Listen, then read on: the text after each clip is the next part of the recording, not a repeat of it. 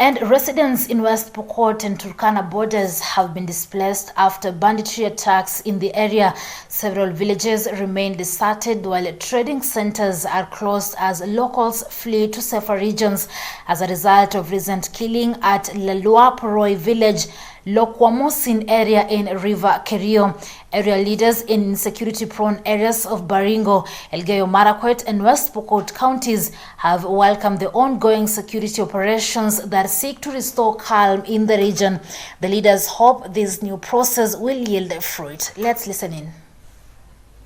Tupate tulale manyumbani yetu, tupate tuchunge area.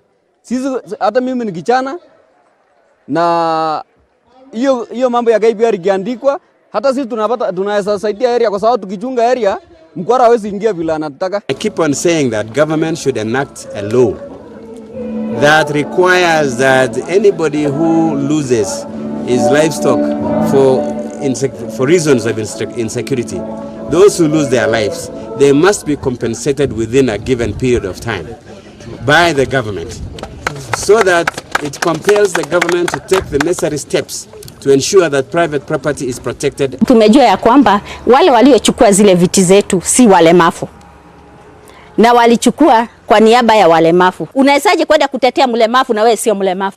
A case in which 5 farmers are contesting the leasing of the troubled Mumias Sugar Company will be heard for 4 consecutive days starting next week. Milimani Commercial Court presiding Judge Justice Alfred Mabea on Monday said the matter must be determined expeditiously and consequently set the hearing for next Monday, February 14th to 17th, 2022. Here is the full report. A case in which 5 farmers are contesting the leasing of the troubled Mumias Sugar Company will be heard for 4 consecutive days starting next week.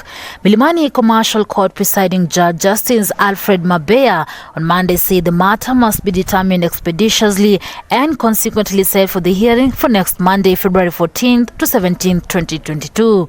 The Gakwamba farmers are challenging the lease on grounds that it was undertaken in an opaque manner and awarded to the lowest bidder, Sarai Group, without regulatory approvals. The High Court on January 14th temporarily stopped the Ugandan-based company from proceeding with operations at Kenya's largest sugar company for 10 days, pending a hearing and determination of the matter. Since the court's decision, the matter has drawn the attention of other players who have sought to be enjoined in the case. It is for this reason that Justice Mabea has certified the matter as urgent and directed parties to file written submissions within 7 days, starting Monday, February 7th, 2022.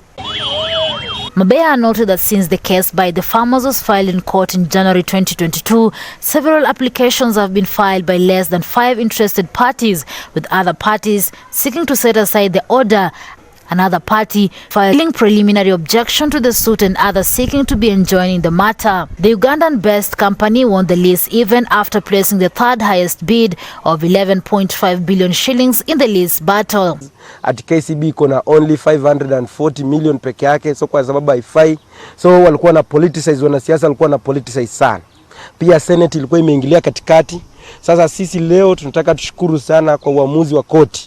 In response, Sarai Group says the lease for operating and taking over assets of Mumias Sugar Company was not marred with improprieties, fraud and apparent corruption as averred, and that the farmers had failed to place before court convincing material to demonstrate corruption in the process leading to the award of lease to the company.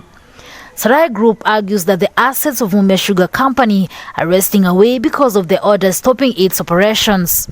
When the matter came up before Milimani Commercial Judge Wilfrida Okwanyi on January 25th, 2022, extended the orders to March 14th, 2022, and enjoined West Kenya Sugar Limited in the case. West Kenya, through senior counsel Paul Muite, had faulted the bidding process, saying it was not conducted in a fair and transparent manner, as they were the highest bidder at 36 billion shillings, and the Ugandan firm which was awarded the tender was the lowest bidder at under 6 billion shillings. Walikuwa wameanza kusema ya kwamba ati the highest bidder, so hiyo nayo haifanyiki. The defendants in the case are Ponangi Pali Venkata Romana Rao, KCB Bank Kenya Limited, the Attorney General, Cabinet Secretary, Ministry of Agriculture, Livestock and Fisheries, Competition Authority of Kenya, Sarai Group Limited, Chief Land Registrar, County Government of Kakamega and Capital Markets Authority. He enjoyed the parties seeking to be part of the suit and directed them to file their papers within 3 days and the applicants to file response within the 3 days. When the case comes up for hearing started February 14th, the parties will be highlighting the written submissions.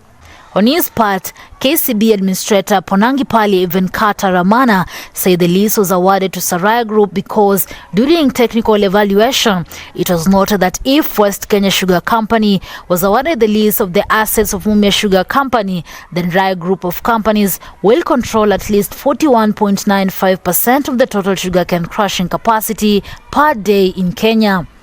He has a proven track record of running 3 sugar factories, a distillery and power generation in Uganda.